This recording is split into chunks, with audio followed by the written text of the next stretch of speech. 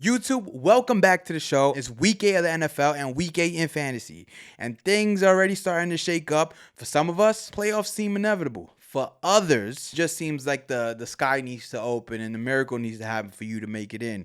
But I promise you, there's almost never a 0% chance at this point. We're roughly around the midway point, and I just wanted to go over a couple of things for you to remember in the second half. And many fantasy managers, like myself, we tend to plan ahead. We're future thinkers, right? Especially this generation. And that's exactly one of the things I wanted to remind you guys. You need to get to the ball in order to win, right? You need to get to the dance in order to dance. So stop stock hoarding on future investments. Stop trying to think so far ahead that you're holding on to pieces that in the case you make the playoffs, they have great matchups.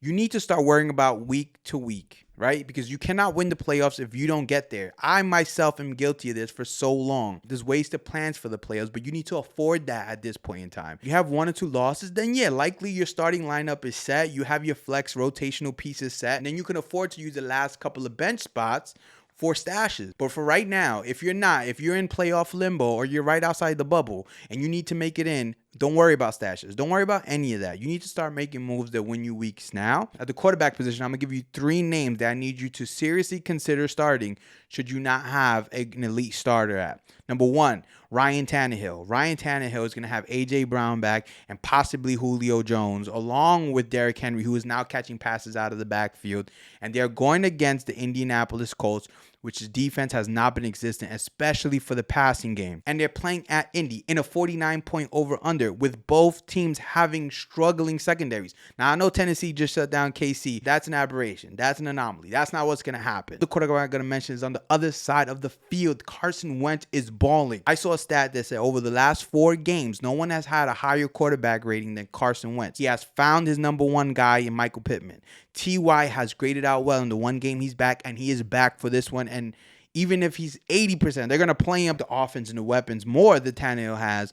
So I would rather start Tannehill, but if you don't have the ability to get Tannehill off the waivers, Wentz is a fine start, and he can start you and win you a week this week. I promise. The third name that I'm going to bring up, and I just realized this, they're all from the AFC South, is Trevor Lawrence. Trevor Lawrence is going to play the Seattle Seahawks, led by Geno Smith, and they have struggled against both run and pass. I think Trevor Lawrence, who has continuously gotten better week by week, it's been a rough, bumpy ride, but he has continuously gotten better. He is going to air it out, not just to Marvin Jones, but to James Robinson, who's now a focal point of that offense. And you can start Trevor Lawrence. They're going to throw the ball. So those are my 3 names at quarterback. It's Ryan Tannehill first, then Carson Wentz, then Trevor Lawrence. If you don't have an elite option, even if you're playing DFS, these are affordable budget guys to put in. That way you can save the majority of your budget for your real point producers in the skill positions. So wide receivers, talking about that game, A.J. Brown. A.J. Brown just coming off a monster game last week. He is the go-to guy for Ryan Tannehill. And I think the Colts offense have kind of found an identity, and they're going to put up points. Ryan Tannehill is going to have to put up points in this matchup, and his main target is going to be A.J. Brown, who is a freak wide receiver. There is no cornerback on the Indianapolis Colts that will be able to stop A.J. Brown from doing whatever he needs to do. He's going to put up points, start A.J. Brown. Other wide receiver that I wanted to mention is Keenan Allen. Keenan Allen has gotten the bad end of the stick so far this season, right? Mike Williams has taken the attention, the spotlight, and majority of that has to do with the fact that they're doubling Keenan. They're putting added manpower and coverage into Keenan, allowing Mike Williams to run free. And because he's a slot receiver, he's able to do those things that they ask him to do to divert attention away from other receiving options. But week by week, you can tell that is affecting both Keenan and the team. In the press conference, they are mentioning, we have to get Keenan the ball more. We have to get Keenan the ball more. They're coming off a bye.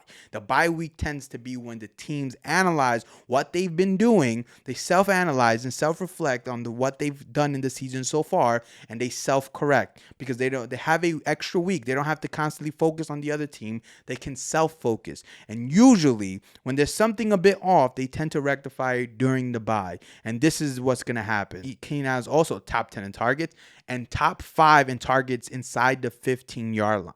Keenan Allen has gotten the opportunities that only manifested into 1 touchdown so far. Just unlucky. That's just the way the ball rolls. It just has not turned out well for him. But eventually, all stats return to the mean. That amount of volume in the red zone and the end zone area is going to lead to higher fantasy points. Keenan Allen is going to break out, and I think this is the game that he begins. Another name at the wide receiver position that I want to mention is Devonta Smith. Jalen Hurts and the Eagles are going to play Detroit. And the matchup is a 48.5 point over-under. Now you're saying 48.5 points. These are two horrible offenses. But I tell you what, they're even two worse defenses. And if I had to choose which side of the ball for both teams that I trust more, it is the offense. For two very bad teams, both teams possess highly used fantasy pieces that are going to be very important in this matchup. I think this matchup has a high point over-under, low defense.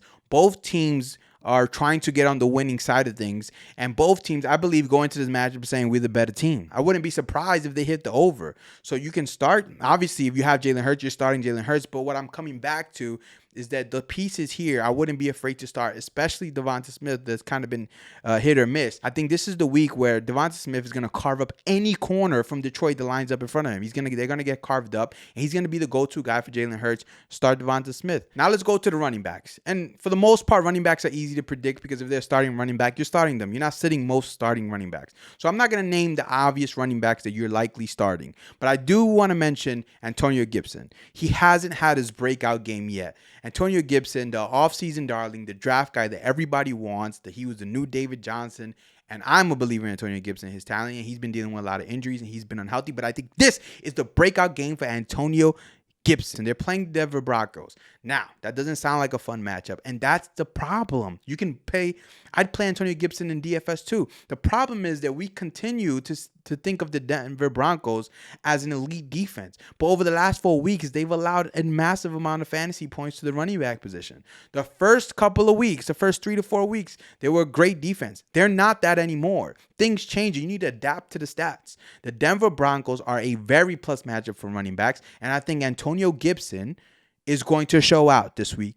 And if I had him, while I've been hesitant and I've been punished for starting him before, this is going to be the week that I pay off on Antonio Gibson. And talking about misconceptions at defense, the Chicago Bears are not a good run defense. They have not been. And they're going against one of the most prolific run offenses that there is, which is Kyle Shanahan and the San Francisco 49ers. We saw last week that Elijah Mitchell is the guy. He is the guy, and he's starting again. He's back. He's healthy. You start him against Chicago. They need to win. San Fran needs to win. They're in the hardest division in the NFC, and they're in the harder conference right now, which is the NFC. The NFC is locked up. I think Kyle Shanahan is starting to feel the heat. He's going to start Elijah Mitchell. They're going to pull up those run plays, especially how they started last week against Indianapolis Colts. They moved away from that, but I think he realized he needs to run more of those outside zone runs, and they're going to catch a lead early, and they're going to run the ball, and I think Elijah Mitchell is a great start this week. That being said, I hope you've had a great season so far, and if you have a losing record, do not give up, bro.